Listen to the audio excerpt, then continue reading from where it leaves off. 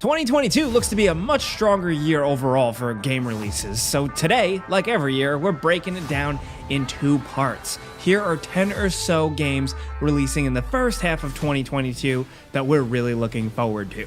Starting off with number 10, Tiny Tina's Wonderlands. We've talked about this one already quite a bit since it was just announced a few months ago. Essentially what this is a big blowout of previous Borderlands DLC that played with this whole concept of Tiny Tina, the zany side character, doing her own kind of fantasy adventure tabletop game. So here what you have is a new Borderlands game set in a completely different environment with a kind of medieval, weird, mystical fantasy vibe to it. The weapon types seem totally different, the enemies seem totally different, just the overall flow and loop of the game, and the map seems to be different and more fantasy RPG focused, and it already looks like it's gonna be fun. If you're a Borderlands fan, you're probably digging what you're seeing. If you're not a Borderlands fan, the humor might still rub you the wrong way, but props to them for doing something different here. As of right now, Tiny Tina's Wonderlands is releasing March 25th, 2022. Next, over at number 9, we have Gran Turismo 7. Yes, Polyphony Digital is working on another one. It's been quite some time, they very much take their time, but it looks like Gran Turismo 7 is continuing the trend of just really upping all the stakes. More cars, crazier graphics, more options, more details overall, more fine-tuning, and we love to see it. Honestly, we're always excited when a PlayStation console gets graced with one of these really awesome games. These are, if you haven't played them, more hardcore simulation focused, so don't expect a lot of personality and fun and doing crazy jumps. No, this is like hardcore realism, real car stuff. So while there is a world for arcade racers, we have a blast with stuff like Forza Horizon and all that. The Gran Turismo series takes things a bit more seriously, so if you're a hardcore car enthusiast, hopefully you'll be happy with this one. So far, it's looked pretty good. As much as some of the updates sound like small things, it could just make for a really good, fun, gorgeous car game. And you know what? That's all we're really looking for. That's releasing, as of right now, March 4th, 2022. Next, over at number 8, we have Pokemon Legends Arceus. I think that's how you pronounce it. I'm bad at pronunciation, but this is the big one, folks. If you've been looking for a Pokemon game where you can run around a big 3D open world and catch Pokemon and battle, here you go. I mean, granted, they've kind of dabbled with it before, but this is the blown out crazy one. There's been criticism already for its graphics. For me, I just look at that as kind of like the limitations of the Nintendo Switch. Still, to have a fully 3D Pokemon game on the Switch is pretty exciting. The possibilities are high, especially considering this serves as kind of like a prequel story. It's in an older era of the Sinnoh region, and it's actually called something different. It was called the Hisui region, so it's kind of got this weird kind of old-timey Pokemon feel to it. You're still a guy or a girl with a cool hat and a jacket, but there's like a slight ancient vibe to it, and it's really cool. We're gonna be seeing new Pokemon, new trainers, new ways to fight, and most importantly, new ways to explore. There's a lot more going on in this one. If you're a die-hard Pokemon fan, I suggest diving deep because some of the info we do have is pretty cool for how it shakes up the formula other than just it's 3D. But thankfully, we won't have to wait too long to really see how it is. As of right now, it's releasing January 28th, 2022. Next, over at number 7, we have Sons of the Forest. This is the long-awaited follow-up to The Forest, which was a survival game with some really hardcore horror elements to it and just some good stuff.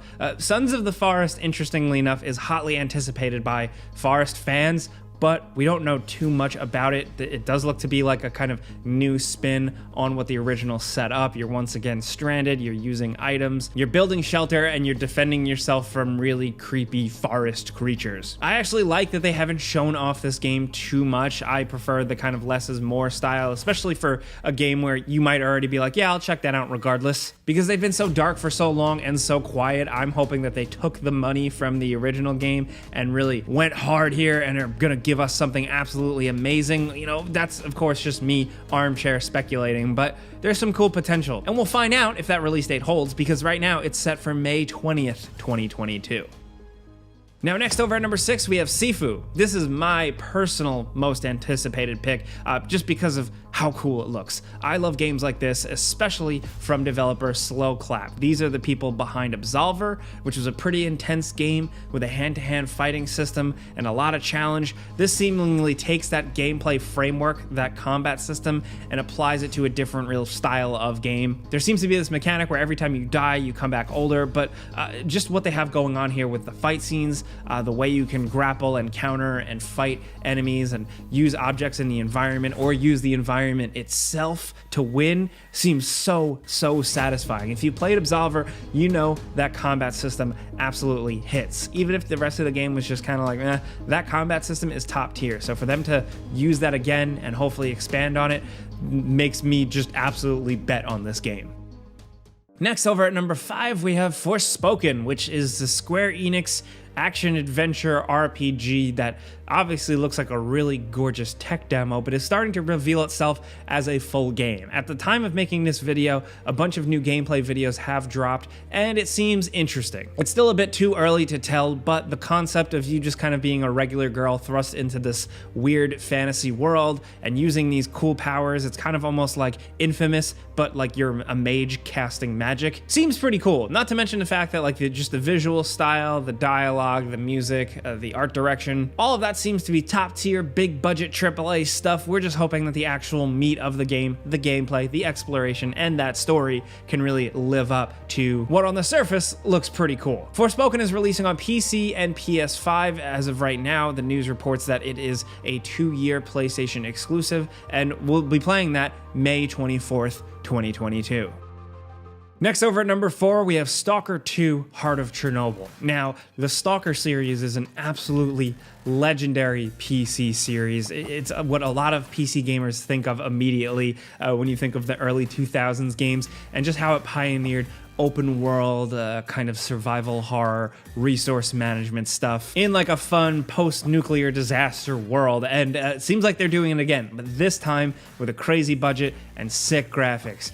Recent videos with this thing running in Unreal Engine 5 look absolutely insane. We've seen little glimpses of gameplay with some combat versus human and mystical otherworldly things, including weapon attachments, using items. And if this is anything at all like the original Stalkers, it should make for a really tense experience. And now, thankfully, it has the graphics and really the mood and the atmosphere to really fill in the blanks and sell what made the original game so special. There's still time to play the originals if you never have, but we'll know for sure if this one is legit when we play it April 28th, 2022.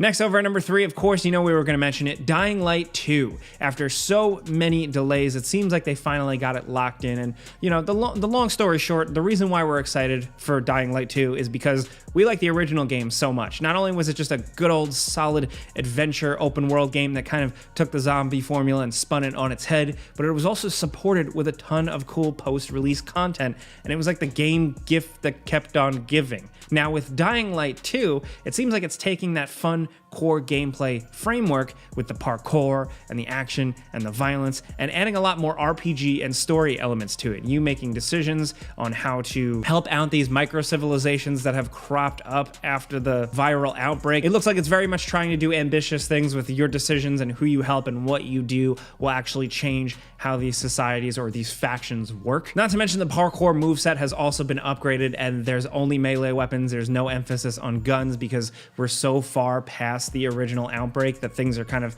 broken down now. We're pretty pumped. We've talked this one to death, and thankfully, hopefully, we'll finally be playing it February 4th, 2022. Now down to number 2, we have Horizon Forbidden West. Now this just looks like an absolute blowout compared to Horizon Zero Dawn. It looks like they're taking everything but making it bigger, better, and crazier. As you can see here, the combat and the action looks absolutely stunning. The amount of destruction to the enemies, the enemy types themselves, the speed of it all seems really cool. Not to mention the beauty of the world. It's Aloy on a new adventure, new regions, new cultures, and apparently more of an emphasis on questing and towns and RPG stuff that we love. Apparently NPCs are going to be much more interesting this time around. Me personally, I liked Horizon Zero Dawn quite a bit, but I didn't love it head over heels. This one seems like it's really going to take it to the next level. Thankfully, we won't have to wait too long either. It's releasing February 18th, 2022. Now, finally, at number 1, of course, it's Elden Ring. What more can you say about this long-anticipated game from Software, the people behind Demon Souls, Dark Souls, Bloodborne, Sekiro? This is their next big thing, and it's very much taking the Soulsborne formula and framework and putting it in an open-world setting. And from what we've seen so far, it doesn't look like they're half-assing it. It doesn't just look like Dark Souls, but in an open world. The way they've talked about how they're designing the bosses and how the flow works from the open world into dungeons seems to be pretty creative and also freeform, giving you a lot of choice. There's a jump button now, which is insane and really changes things up. The summons look cool. Everything about this game looks cool. If you're a fan of these games, if you're a fan of From Software, there's really, I can't say anything. There's nothing that you don't already know, or there's nothing else to get you excited. You either know or you don't know. You're in or you're out. Fingers crossed there's no more delays on this one, and really every single other game in this list. But Elden Ring is releasing for all the major consoles on February 25th, 2022. But we also got some bonus games for you worth mentioning. Of course, Destiny 2 is getting the Witch Queen update expansion February 2022. Crossfire X, the first-person shooter, big in Asian territories, now with a campaign, is releasing on Xbox consoles February 10th, 2022.